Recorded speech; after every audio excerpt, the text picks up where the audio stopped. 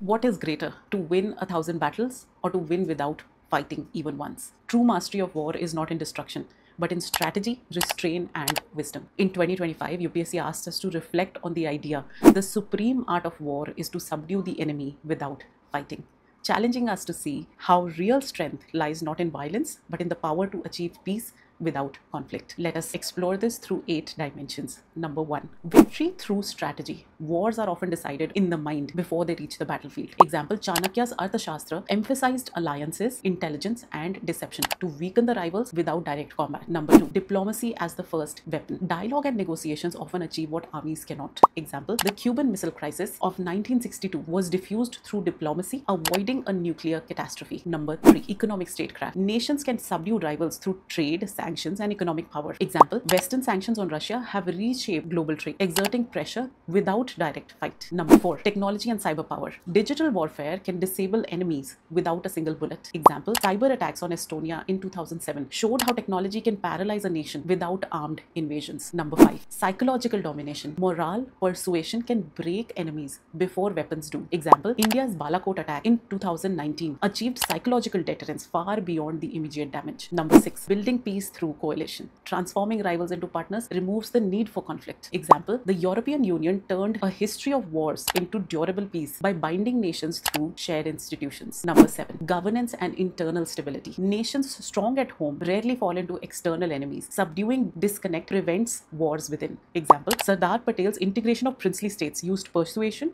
tact, avoiding widespread civil conflict. Number 8, when restraint fuels aggression. Avoiding confrontation at times emboldens aggressors, leading to greater wars. Example, the policy of appeasement towards Nazi Germany in 1930s allowed Hitler to grow unchecked, resulting into World War II. The art of war lies not in bloodshed, but in foresight. True leaders achieve peace by subduing conflict before it begins through strategy, diplomacy, and vision. Yet restraint must not slip into appeasement, for justice too demands courage. The highest victory is not in defeating the enemy, but in transforming enmity into stability, where peace itself becomes the lasting triumph. Now write this in your own words, submit it to us in our Essay Excellence program. First 100 essays will be evaluated for free. If you have found this reel helpful, do forward it to at least one civil services aspirant, because sometimes even one idea can get you those few marks to actually qualify the exam.